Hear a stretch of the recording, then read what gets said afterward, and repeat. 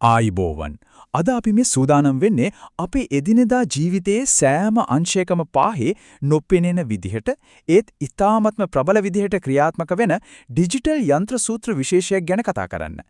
ඒ තමයි පරිගණක පැකේජ් කියන්නේ. සරලවම කිව්වොත් සාමාන්‍ය ජීවමක් ටයිප් කරන තැන ඉඳලා දැවැන්ත සමාගමක මූල්‍ය වාර්තා විශ්ලේෂණය කරන තැන දක්වාම අපි පාවිච්චි කරන මේ මෘදුකාංග පිටුපස තියෙන නියම කතාව මොකක්ද කියලා අද අපි මේ විග්‍රහයෙන් හොයා බලමු. අද අපේ කතාබහ ගලාගෙන යන්නේ පැහැදිලි සැලැස්මකට අනුවයි. පරිගණක පැකේජ් එකක් කියන්නේ හරියටම මොකක්ද කියන මූලික හැඳින්වීමේ ඉඳලා ඒවා වැඩ කරන්නේ කොහොමද? ඒවායේ තියෙන විවිධ වර්ග මොනවද? වගේම අද කාලයේ දකින අතිදන AI ප්‍රවණතා සහ ආරක්ෂාව සම්බන්ධ ගැටලු දක්වාම අපි පියවරෙන් පියවර සාකච්ඡා කරනවා. හරි. මුලින්ම අපි බලමු මේ පරිගණක පැකේජ් එක කියන්නේ මොකක්ද කියලා. අපි හැමෝම දවස ගානේ පරිගණකයේ එක අයිකන් ක්ලික් කරලා අපේ වැඩ කරගන්නවනේ. හැබැයි මේ සංකීර්ණ වැඩ ඔක්කොම ලේසි කරලා දෙන මූලික පදනම මොකක්ද? මෙතනදි තමයි නියම අර්ථ දැක්වීම වැදගත් වෙන්නේ. පරිගණක පැකේජ් එකක් කියන්නේ නිකන් ඒක මෘදුකාංගයක් නෙවෙයි. ඒක යම්කිසි නිශ්චිත ඉලක්කයක් සපුරා ගන්න විශේෂයෙන්ම නිර්මාණය කරපු මෘදුකාංග වැඩසටහන් සමූහයක එකතුවක්. හරියක කාර්යාලයක වැඩ පහසු කරන්නම එකට එකතු කරපු ටූල් කිට් එකක් එමත් නැත්නම් මෙවලම් කට්ටලයක් වගේ.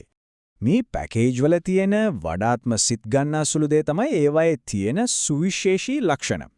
ඇත්තටම කිව්වොත් පිටුපසේ තියෙන ඒ සංකීර්ණ පරිගණක කේත අපිට නොපෙනෙන්න සගවලා ඊටමත් ආකර්ශනීය සහ ලේසියෙන් වැඩක් කරගන්න පුළුවන් මුහුණතක්, ඒ කියන්නේ යූසර් ඉන්ටර්ෆේස් එකක් ලබා දෙන එක තමයි මේකේ ප්‍රධානම රාජකාරිය.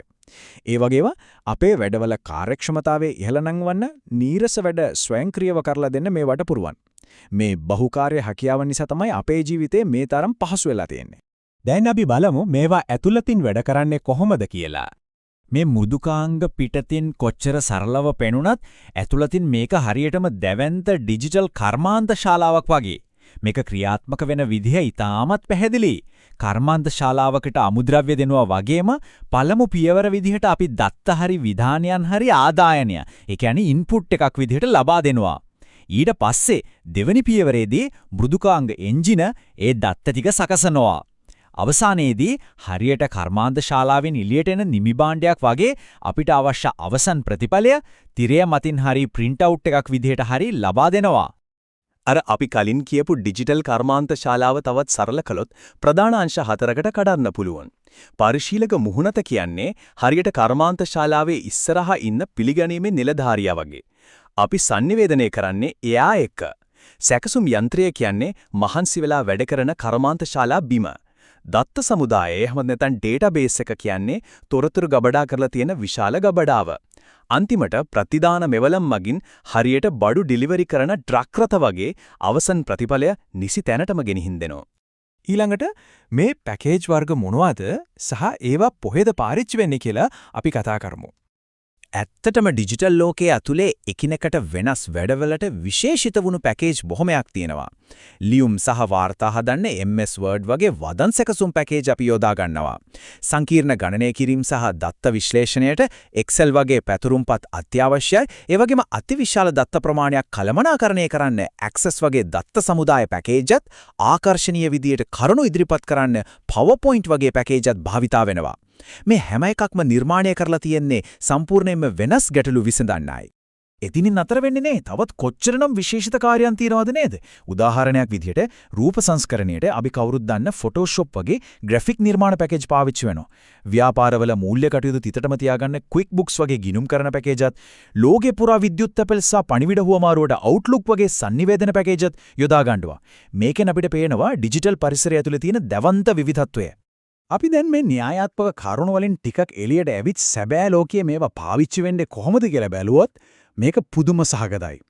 අධ්‍යාපන ක්ෂේත්‍රයේ සිසුන්ගේ පැවරුම් වල ඉඳලා ව්‍යාපාර ලෝකයේ දැවැන්ත ගිණුම් වාර්තා දක්වාම මේවා අත්‍යවශ්‍යයි. වෛද්‍ය ක්ෂේත්‍රයේ රෝගීන්ගේ සංකීර්ණ වාර්තා ආරක්ෂිතව තබා ගන්නත්, මාධ්‍ය ක්ෂේත්‍රයේ වීඩියෝ සහ ග්‍රැෆික් නිර්මාණ කටයුතු වලටත් මේ පරිගණක පැකේජ් නැතුම බැරි වෙලා තියෙනවා.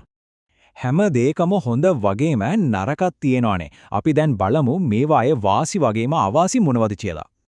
ඕනෑම තාක්ෂණික මෙවලමක අපි බලාපොරොත්තු වෙන ප්‍රතිලාභ වගේම අපි මුහුණ දෙන්න ඕනේ යම් යම් සීමාවනුත් තියෙනවා.